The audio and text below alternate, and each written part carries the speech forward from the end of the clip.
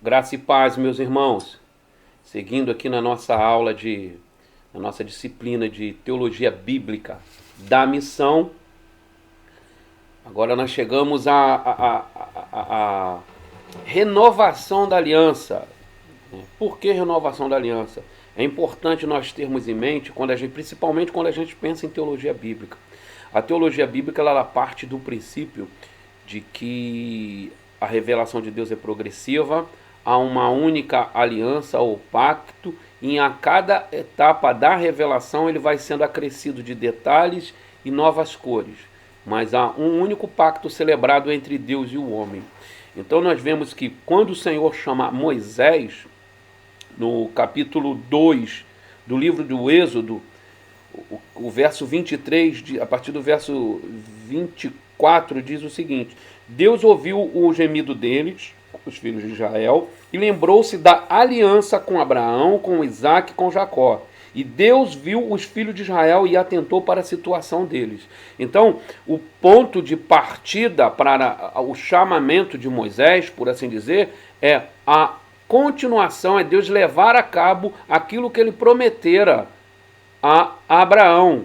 Mas, para além disso, é através desse povo que Deus promete a Abraão um grande povo, repete com Isaque e depois com Jacó o depósito da mesma promessa. A partir desse povo, o Senhor fará nascer aquele que, vindo de mulher, pisará a cabeça da serpente.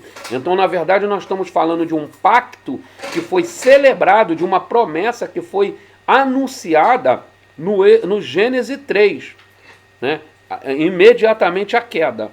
Então, dentro da teologia bíblica, que preza pela continuidade da Bíblia e pela progressividade da revelação, entende-se que essa aliança celebrada no Éden, que também conhecida como aliança edêmica, não tem a ver com a pandemia, tem a ver com o Éden, né, tem como ponto de origem do termo o Éden. Então, começa lá e é consumada em Cristo Jesus. Então, nós entendemos que essa revelação progressiva, tudo que acontece entre o início e o fim, são aspectos, cores que são acrescentadas de uma mesma aliança, né? Continuando para a gente ter, né, perceber esses aspectos da mesma promessa, no capítulo 6 do Êxodo, nós vamos ler lá, verso 2. Eu sou o Senhor, apareci a Abraão, a Isaque e a Jacó como Deus Todo-Poderoso. Mas pelo meu nome, o Senhor, não lhe fui conhecido. Também estabeleci a minha aliança com eles, para dar-lhes a terra de Canaã, a terra em que viveram como estrangeiro. Eu também ouvi os gemidos dos filhos de Israel, os quais os egípcios escravizam, e me lembrei da minha aliança. Portanto, diga aos filhos de Israel: eu sou o Senhor, vou tirá-los do trabalho pesado no Egito, vou livrá-los da escravidão, vou resgatar vocês com o braço estendido e com grandes manifestações de juízo. Eu os tomarei por meu povo e serei o seu Deus, e vocês saberão que eu sou o Senhor, seu Deus, que os tiro dos trabalhos pesados no Egito. Eu os levarei para a terra que jurei dar a Abraão, a Isaque e a Jacó. Darei essa terra a vocês como herança. Eu sou o Senhor. Então é muito nítido que com Moisés o Senhor não está celebrando uma nova aliança. Moisés está sendo um instrumento de Deus para um próximo estágio do plano de redenção, que inclui nesse agora a retirada do povo que foi enviado pelo Senhor, conforme ele prometera a Abraão, enviado pelo Senhor para o Egito, contou com o favor do Senhor para se multiplicar e se tornar de uma pequena tribo, de um povozinho de 70 pessoas para mais de 2 milhões, e de lá ser retirado. Atenção, não vou comentar sobre esse texto, mas olha só que coisa linda. Vou tirá-los dos trabalhos pesados no Egito. vou livrá-los da escravidão, vou resgatar vocês com o braço estendido e com grandes manifestações de juízo. Eu os tomarei por meu povo e serei o seu Deus. E vocês saberão que eu sou o Senhor, seu Deus, que os tiro dos trabalhos pesados. Eu os levarei para a terra que jurei dar a Abraão, Isaque e Jacó. Darei essa terra a vocês. Esse texto esvazia o homem de toda a sua pretensão de poder. Eu vou tirá-los, eu vou libertá-lo, eu vou levá-lo, eu tomarei vocês para meu povo. Olha só, cara. Olha só o que é isso. É muito amor. É muito amor. E então, em Moisés, repetindo, não há uma nova aliança, há um novo aspecto desta mesma aliança, da promessa que foi firmada com Abraão, reiterada com Isaque e Jacó. Seguindo no nosso segundo passo da aula, a aliança no Sinai. A aliança no Sinai, esse novo estágio, essa nova fase da aliança, ela é celebrada nos seguintes termos. Agora, Êxodo 19, versos 5 e 6. Agora, se me obedecerem fielmente, guardarem a minha aliança, vocês serão o meu tesouro pessoal, dentre todas as nações, embora toda a terra seja minha. Vocês serão para mim um reino de sacerdotes e uma nação santa. Essas são as palavras que você dirá aos israelitas. Como bem sabemos, isso daí é o Senhor transmitindo a Moisés as orientações. Em Êxodo 19, nós vemos a celebração da aliança no Sinai, onde Israel fez um compromisso com Deus que os libertou. A eleição exigia uma resposta de adoração e serviço sacerdotal. A aliança nesse estágio, implicava numa função especialmente missionária do povo de Deus. É muito importante a gente ter em mente que o Senhor os liberta e nos liberta com um propósito totalmente dele, de fazer aquilo que ele quer fazer. E qual é o propósito do Senhor desde sempre? Que toda a terra esteja cheia da sua glória, que todos os povos o adorem, para que seu nome seja conhecido entre as nações. Nessa celebração, nesse momento ali de Êxodo 19 até Êxodo, se eu não me engano, Êxodo 34, nós vamos começar ali no Êxodo 20, o Senhor dá o decálogo, os 10 mandamentos, e a partir de então, o Senhor conduz o povo, você vê os desdobramentos para o que é chamado as leis causativas, O que são leis causativas são aquelas leis que são aplicadas em decorrência de uma ação ou de uma transgressão de uma lei estabelecida. Então os 10 mandamentos são leis estabelecidas. Decorrente desses 10 mandamentos nós temos desdobramentos. Então, por exemplo, nós temos o segundo mandamento, que é amar o próximo como a ti mesmo. Então o que acontece? A partir desse mandamento nós temos uma série de desdobramentos, de leis que se desdobram dele. Por exemplo, do cuidado com a vida. O Levítico vai se deter em cuidados, por exemplo, com parapeito do terraço, para que pessoas não venham a cair, com buracos na cerca, com cavar poço, com limpeza, com remoção, uma série de leis que estão relacionadas ao segundo mandamento. Você vai ter essa série de leis relacionadas ao primeiro mandamento, série de leis relacionadas sempre. Então você tem o decálogo e as leis decorrentes desses 10 mandamentos. Essa lei, essa lei que se desdobra, que começa, que é apresentada a Moisés, que é entregue a Moisés e por Moisés ali no Sinai, ela se desdobra em vários aspectos de lei. Você tem ali a lei cerimonial, a lei civil e a lei moral.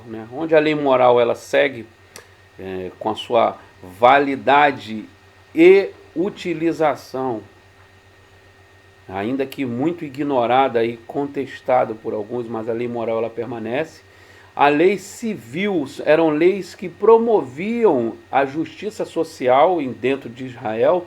É muito interessante quando a gente analisa com um pouco mais de cuidado, como a gente percebe nessas leis civis o cuidado do Senhor em garantir direitos, o que hoje nós chamamos de direitos humanos, com reflexo de das leis sinaíticas, né? Nós vemos a preservação, por exemplo, o cuidado no trato com o escravo, com o servo no meio dele, o escravidão, cuidado com os juros abusivos, com o trabalho, cuidados com o bem-estar de maneira geral, dentro dessa lei, aspectos das leis que se preocupavam, que cuidavam da saúde.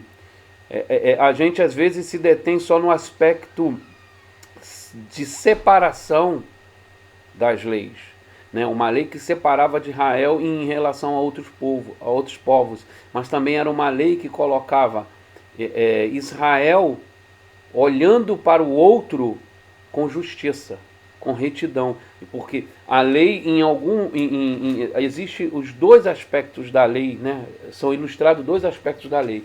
A lei como um rascunho, um esboço do caráter de Deus, e a lei como um espelho, né? A lei como rascunho, ela dá um vislumbre de Deus, da sua santidade, da sua retidão, do seu propósito cuidador. E a lei como espelho, ela mostra ao homem como ele é falho, como ele é incapaz de cumprir essa lei.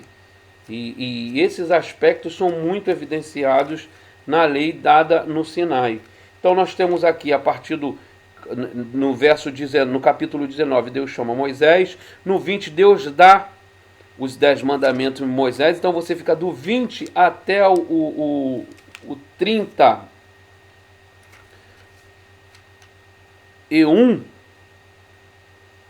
até o 31, nós temos essa multiplicação, essas derivações da lei matriz, que coloquemos assim como uma matriz dos 10 mandamentos, e a partir deles seus desdobramentos.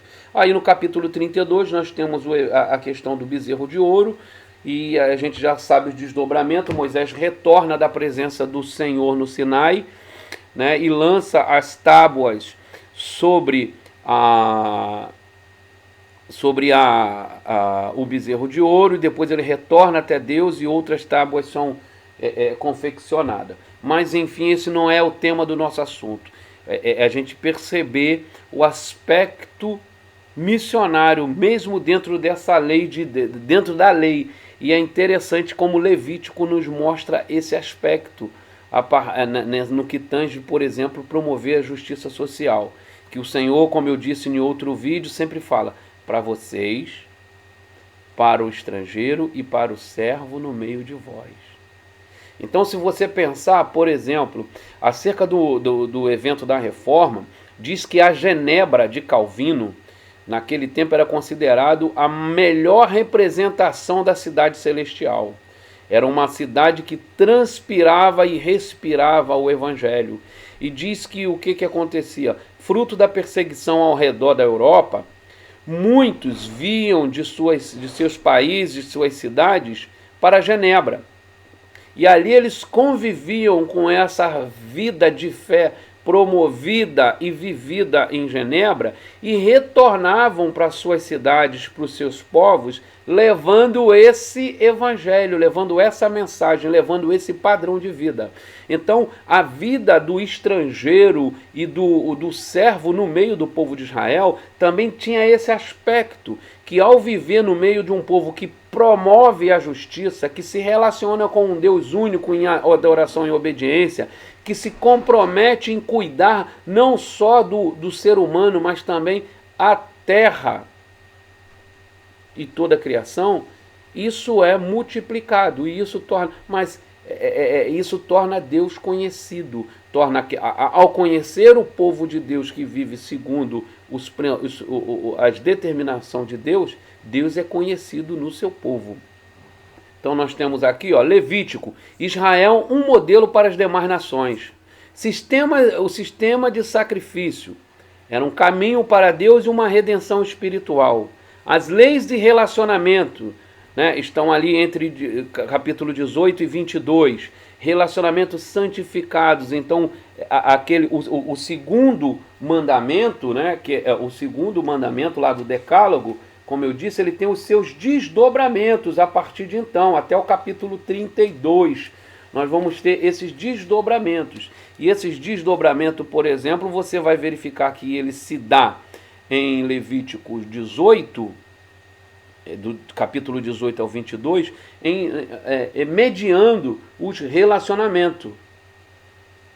Mediando os relacionamentos. Vamos ler aqui. Não, tô...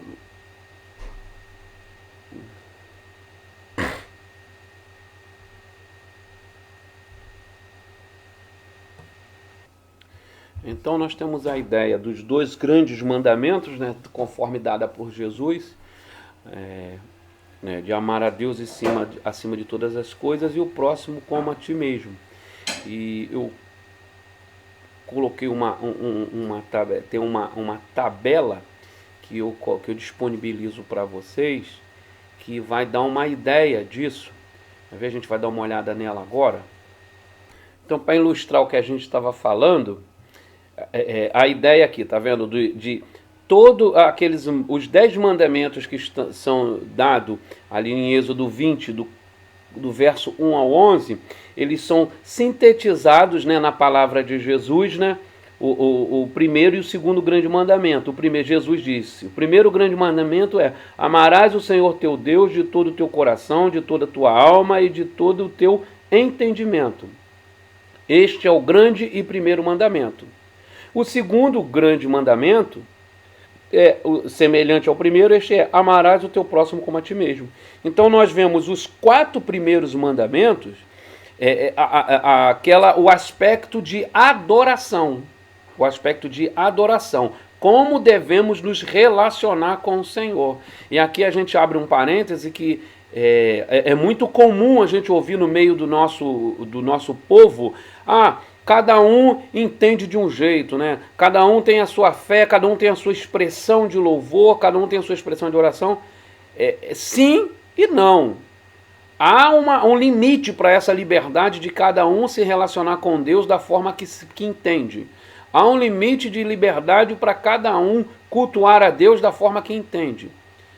Não só aqui, mas em João 7, Jesus fala que quem crê nele conforme diz as Escrituras. Então há um padrão de crença, de relacionamento, de forma de se agradar a Deus. E esse é um dos aspectos graciosos da lei. Porque a lei é uma demonstração do amor e do cuidado de Deus também nesse sentido, que é um Deus que, sendo soberano Senhor de todas as coisas, ele diz para aqueles que ele quer que o adorem como devem fazê-lo. Nós não tateamos às cegas procurando saber como vamos agradar a Deus. Ele mostrou como nós devemos nos relacionar com ele e como devemos nos relacionar com os próximos.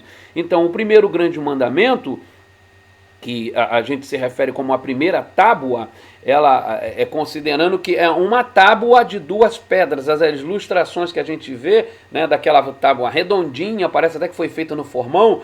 Na verdade, aí a gente tem 4 mandamentos de um lado, 6 no outro. Né?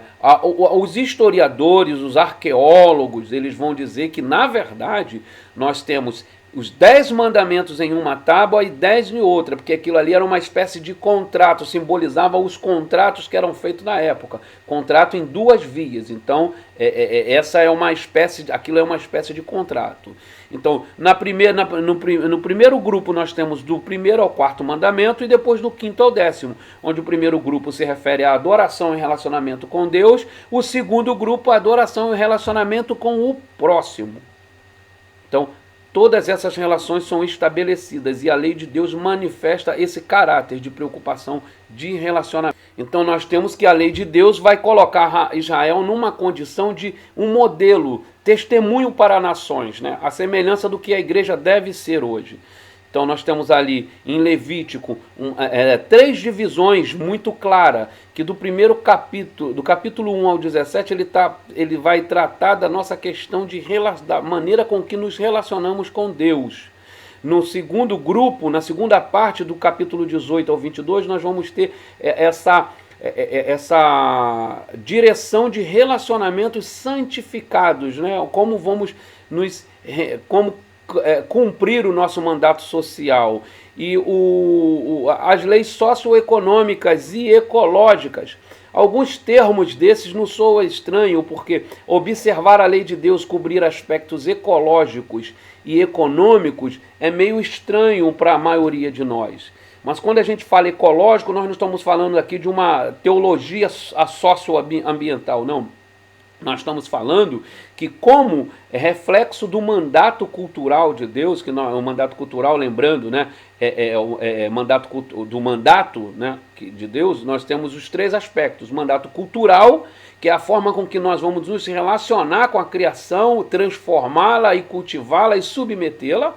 Então está aqui, ó, leis sobre o cuidado com a terra. O mandato social, que tem a ver com o nosso relacionamento, multiplicar, povoar e se relacionar. E o mandato de adoração, que tem a ver com o nosso caminho para Deus, a redenção. Então, em Levítico, nós temos a expressão desses três aspectos do grande mandato que é dado ao homem. Seguindo,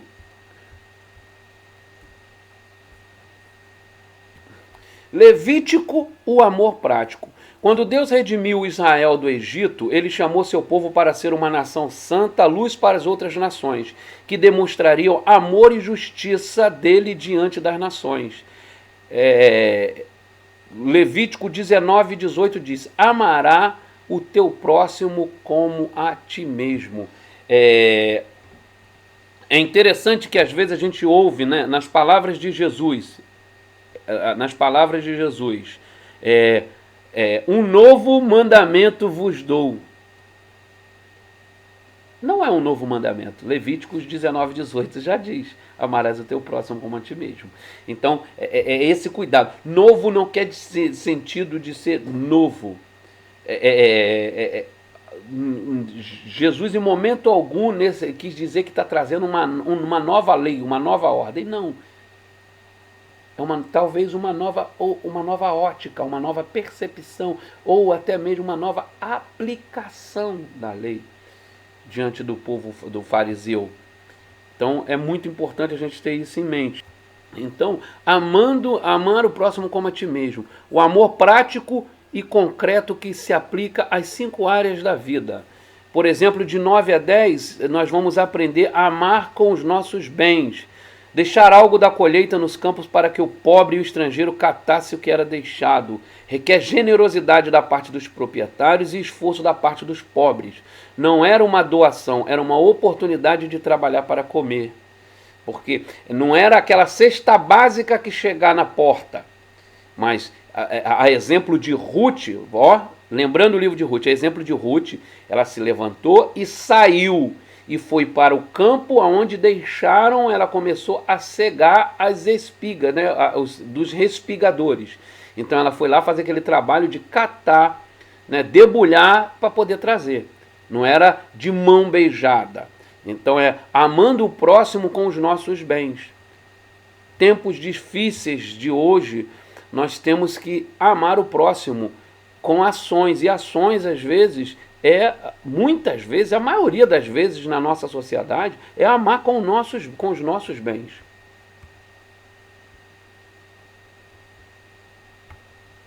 Amando o próximo com as nossas palavras. Levítico 19, 11 e 12. Amar é falar a verdade. Aqui o primeiro mandamento é o de não furtar, mas o contexto sugere que o furtar acontece também por mentir. Pessoas lidando falsamente uma com as outras, como em um ambiente de negócio. Não havia, na época, tecnologia de investigação. Tudo dependia do testemunho. A vida do outro podia ser destruída por uma simples mentira. Então, a ideia de não testemunhar em vão, de não jurar falsamente, está muito nisso. Amar o próximo sustentando a verdade. Aquilo que você falou, é o que Jesus diz no Novo Testamento: seja o seu sim sempre sim, o seu não sempre não. Fale a verdade. Fale a verdade. Vários pontos do Novo Testamento: fale a verdade, falando a verdade uns com os outros. O que mentia não mente mais, o que roubava não rouba mais. É o relacionamento, é o amor, é a expressão de amor ao próximo. Seguindo, amando o próximo por nossas ações. Levítico 19, 13 e 14. Descreve a opressão de não pagar o salário combinado, defraudando o salário do jornaleiro. O povo de Deus não podia aproveitar-se do mais fraco, não ganhar dinheiro às custas de deficientes, de necessitado. Então, muito aplicável, totalmente aplicável à nossa vida, ao nosso dia. Totalmente aplicável ao nosso dia. Porque nós devemos, sim, pagar imposto, pagar justamente o salário devido, né, pagando todos os impostos, recolhendo todos os encargos, serem patrões honestos, né, verdadeiros. Isso é expressão de amor ao próximo. Quarto, amando em nosso julgamento. Ao contrário do que a gente diz, né, que no popular se diz, não julgue, não julgueis para não ser julgado, porque da medida que medires será medido. A justiça bíblica, no que diz respeito aos tribunais, é um processo justo. Os juízes devem julgar sem parcialidade, quer em favor do pobre e do rico, quer em favor, embora nós temos infinitos casos de injustiça do rico contra o pobre. A balança justa. O tempo todo o Senhor fala dessa balança justa. Né? Aqui a gente não está falando de um julgamento individual, julgamento de ações, mas aqui a gente está falando do papel dos juízes, que todo o tempo, até a monarquia, você tem os juízes. Você tem o período de juízes registrado na Bíblia, né? O judicato, que a gente chama, mas a começar por Moisés, anterior a Moisés, já naquele período tribal, Abraão, Isaac e Jacó, você tinha a figura daquele que julgava as causas. Tudo o que acontecia vinha diante ao líder. Então, a partir de Moisés, essa figura, juiz, legislador, já fica um pouco mais clara. Ela vai ganhando um pouco mais corpo. Moisés, Josué, depois entram no período dos juízes, até chegar em Samuel, o último juiz, e iniciar a monarquia. Então, sempre houve no meio do povo de Israel aquele a que deveria julgar a causa.